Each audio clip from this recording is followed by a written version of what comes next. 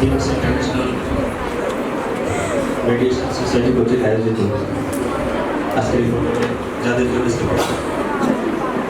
আমাদের প্রাণপ্রিয় প্রশিক্ষণার্থীরা, অনুষ্ঠান সঞ্চালনায় যারা আছেন আমন্ত্রিত বিশেষ অতিথিবৃন্দ, আসসালামু আলাইকুম। আমি খুব বেশি সময় নেব না। যারা এই যে বিশেষ করে ছোট যারা আমাদের থেকে, আমার প্রত্যেকটা কথা তাদের উদ্দেশ্যেই। আমাদের যারা বয়োজ্যেষ্ঠ আছেন, বাজারে ট্রেনার আছেন, এদেরকে কিছু জানানোর বা শেখানোর মতো আমার কাছে কিছু নাই। তো ছোট যারা আছে, আমাদের কনিষ্ঠ যারা সদস্য, তাদের উদ্দেশ্যে আমি কিছু বলবো। খুব শর্ট কথা বলবো, 5 মিনিট। কিন্তু তোমরা একটু খেয়াল করে দিকে, সাইড টক করো না। 5 মিনিট কথা বলে সাইড টক করো না। সাইড টক করলে যেটা হবে, আমরা এরকম প্রবলেম কিন্তু ছোটবেলায় আমরা পাইনি, যার কারণে আমরা অনেক কিছু বুঝিনি, জানি সেটা বড় হয়ে বুঝছি। আর এখন সাইড টক করলে হবে কি, তোমার পাশের জন পাবে, তুমি পাবে না।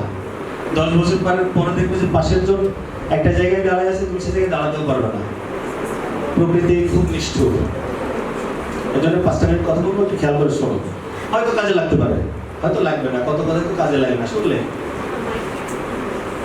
আচ্ছা, এখন ক্লিয়ার।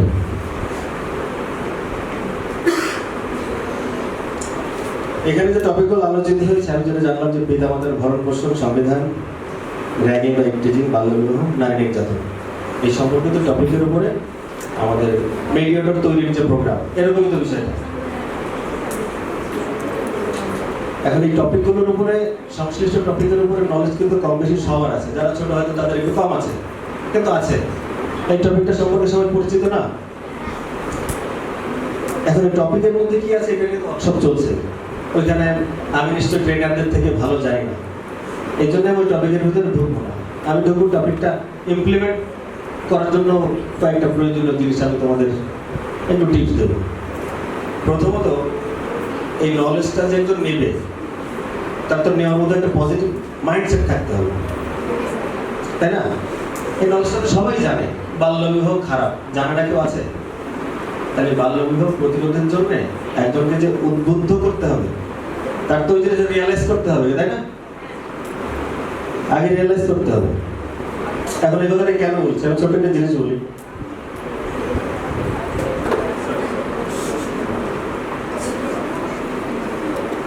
এখানে লাল রং কয় সাইডে আছে?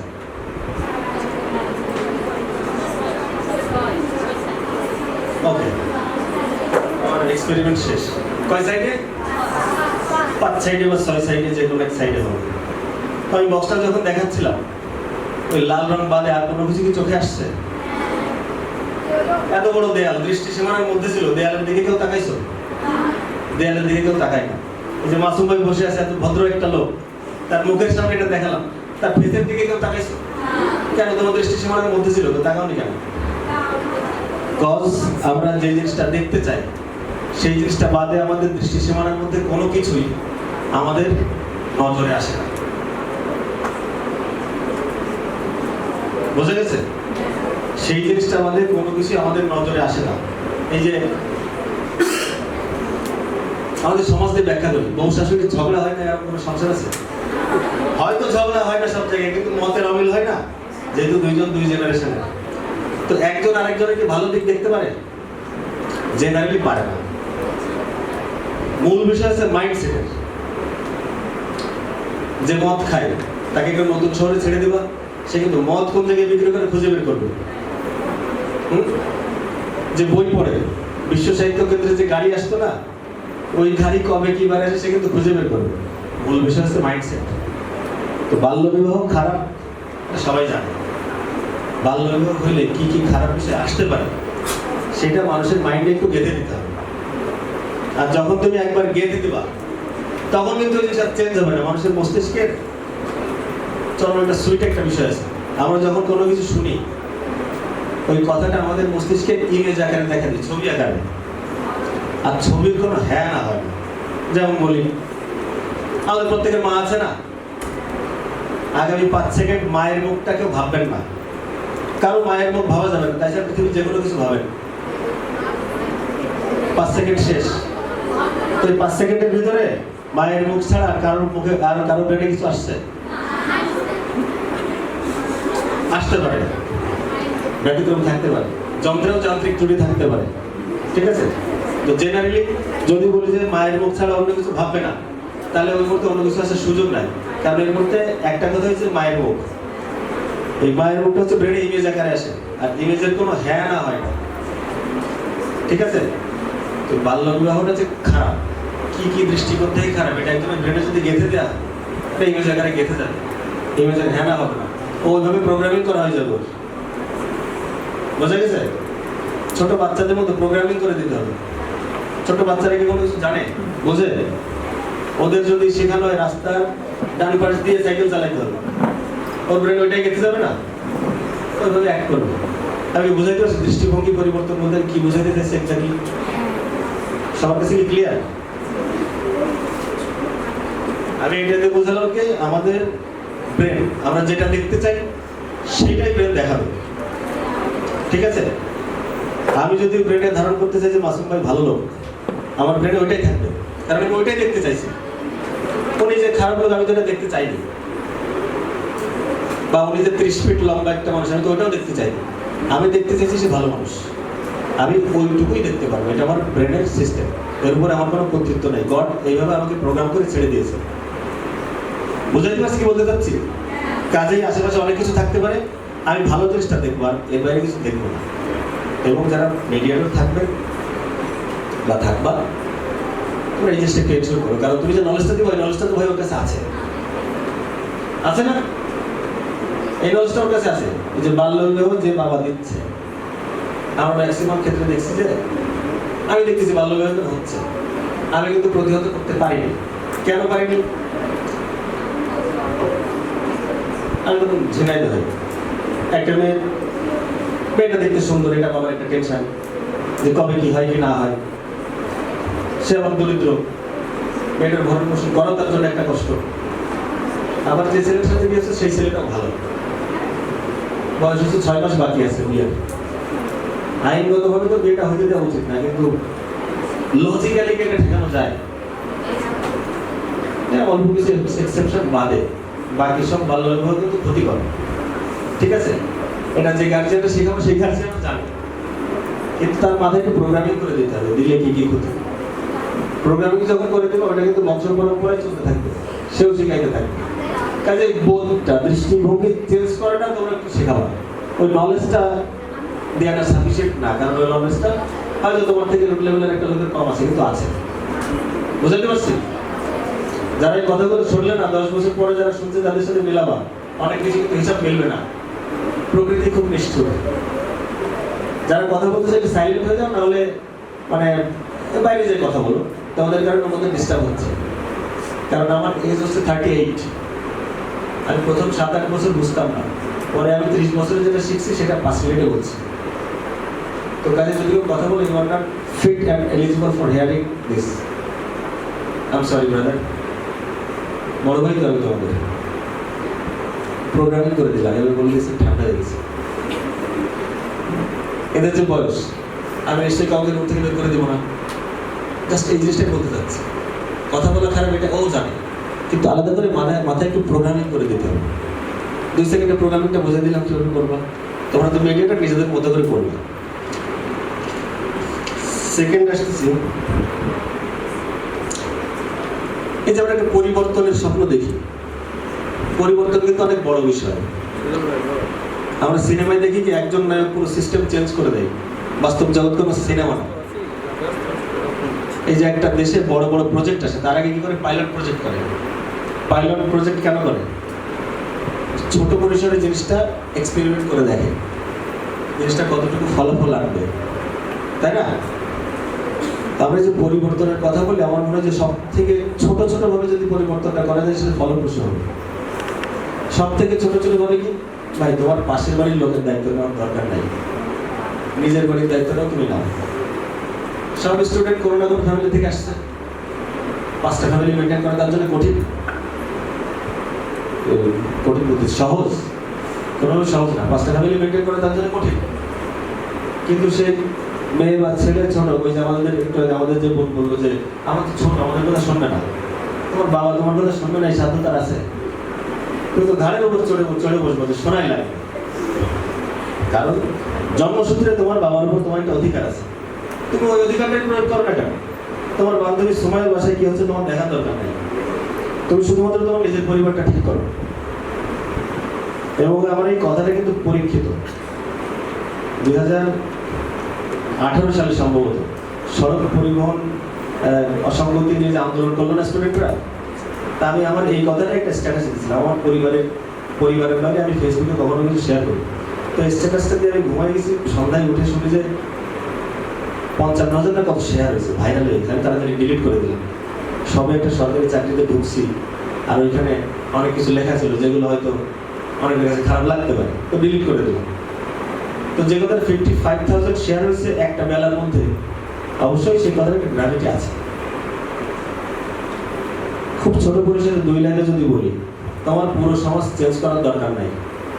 তোমরা বাড়িতে সাপোজ 5 জন মেম্বার, তুমি বাদে আর বাকি 4 জনকে তুমি মেসেজগুলো দাও, সহজ হয়ে যাবে।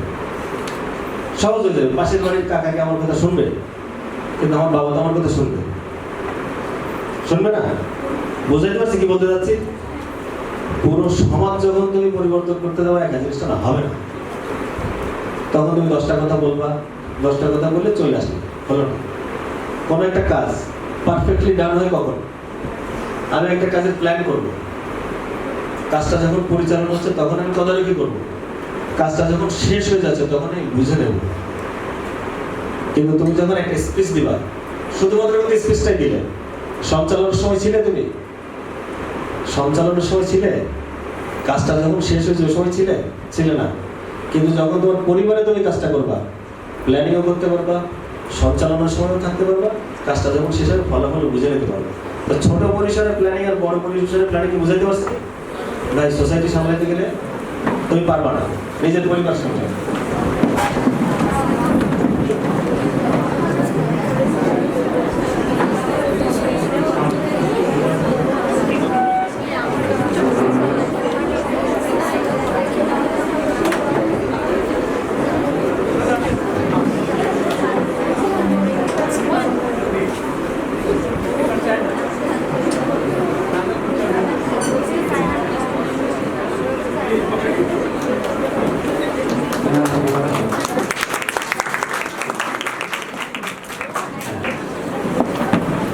আমাদের মাঝে আমাদের অনুষ্ঠানের প্রধান অতিথি চলে এসেছেন, আমরা সবাই স্যারকে স্বাগত জানাই।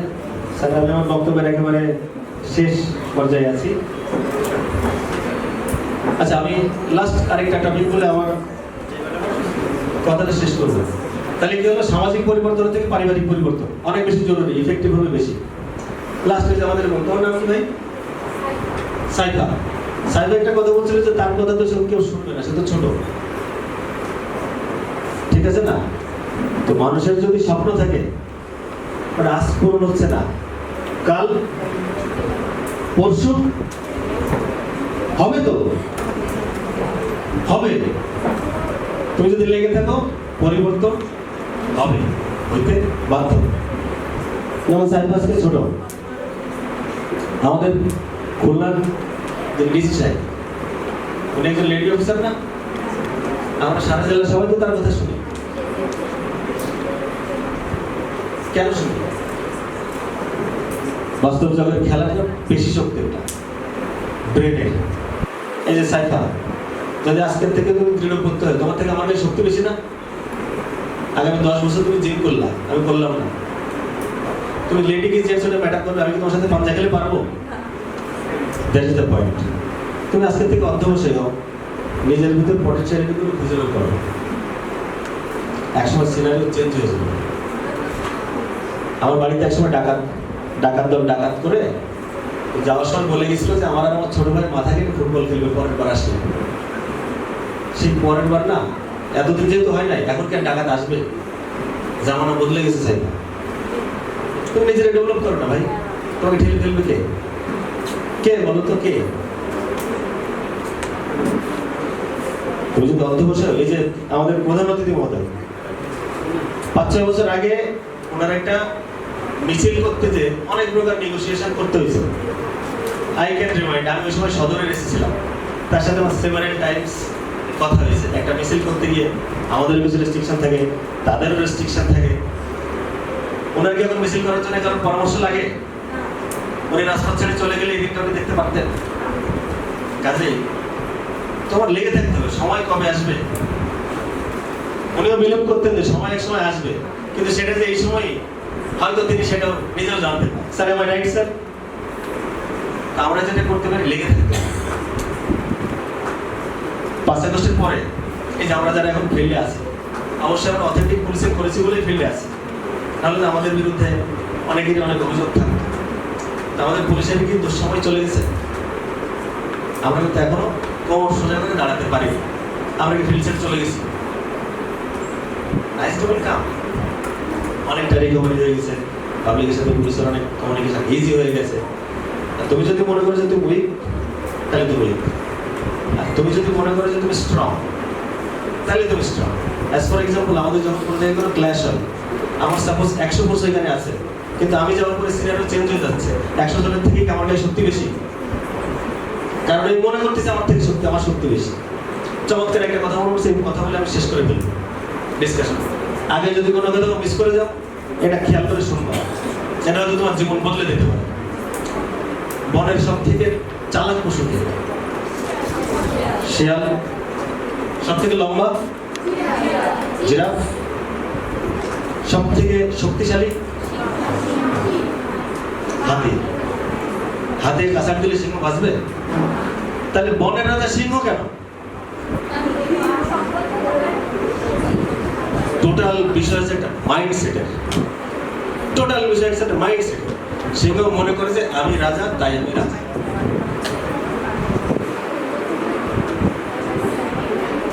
হাতি তো সিংহ থেকে অনেক শক্তিশালী, আষাঢ় দিয়ে মেরে ফেলতে পারে। হাতি সিংহের সাথে যুদ্ধ করতে চায়? অ্যাটিটিউড। অ্যাটিটিউড